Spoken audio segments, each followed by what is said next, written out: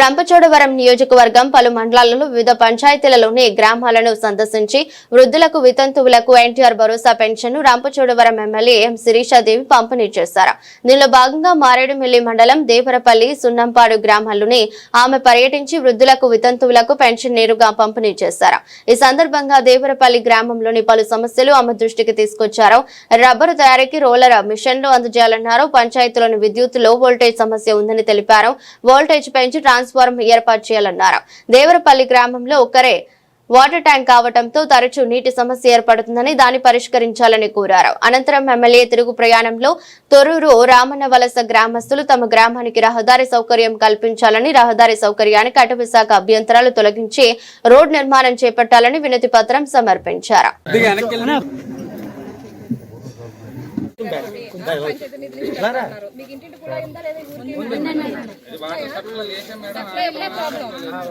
సరే సెక్రటరీ గారు చేయించండి అర్జెంట్ గా.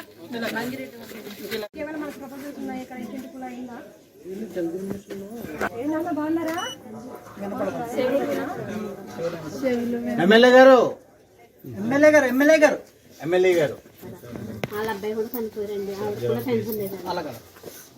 సార్ కోడలు ఉందండి, కోడలు చూసుకుంటారు. భూలక్ష్మి వీడికి వీడియో పెన్షన్ రావట్లేదు, పెట్టుకుంటుంది. అదొకటి మనం చేసి పెట్టాలి.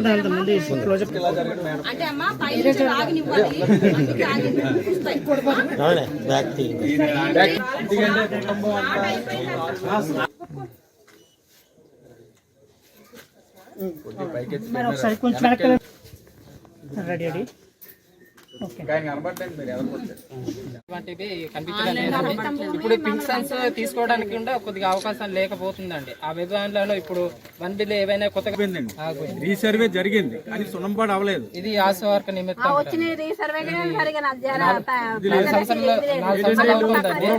భూములు చేసుకుని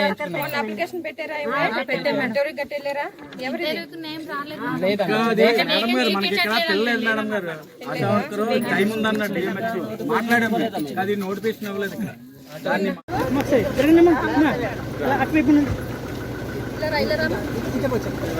ఈ రోడ్ ఆగిపోయింది మేడం. ఇది వరకు పిఓ గారితో మాట్లాడామండి. మాట్లాడినా కానీ మేడం గారండి ఇప్పుడు 15 రోజులు గడువు ఇచ్చారండి. దానికి ఇది పోయిన ప్రభుత్వ సమయంలోనే ప్రధానమంత్రి సడక్ యోజన నిధులు మేడం. దాంట్లో శాంక్షన్ అయిందండి. ఇప్పటి వరకు ఫారెస్ట్ క్లియరెన్స్ లేక ఆగిపోయింది.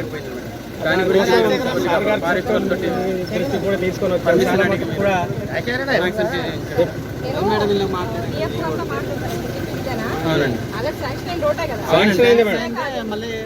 ఒకటండి పట్టేలు ఏంటండి, దానికి క్లియరెన్స్ ఇవ్వడానికి ఇబ్బంది పడుతున్నారు. అవునండి, అది మాకున్నందే వేయమంటున్నాం మేడం. అది వేయడానికి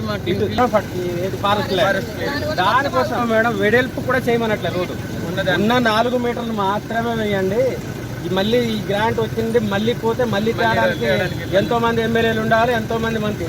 చాలా మటుకు పోతే మళ్ళీ రావు కదా మేడం. 2,45,00,000 గ్రాంట్ అంటే 5.5 కిలోమీటర్లకు మాకు చాలా మటుకు ఫుల్ ఫ్యాక్చరీగా ఉంటుంది. చాలా మటుకు అక్కడక్కడ పాడైపోయి రోడ్డు స్పర్శ రావట్లేదండి. మన నుండి పిల్లలకి స్పర్శ లేదు.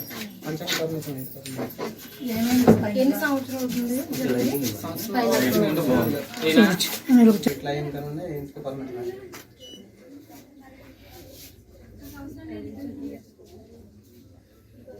ఇక్కడ అనుకుంటే 90% ఇప్పుడు బెడ్ రిటర్న్ కింద పెట్టిద్దాం. సెక్రటరీ గారు వచ్చారా, ఇది పెట్టించండి. మీ దగ్గర లేకపోతే చెప్తే నేను చేపిస్తాను. Okay madam. సరే పెట్టిస్తాను సార్.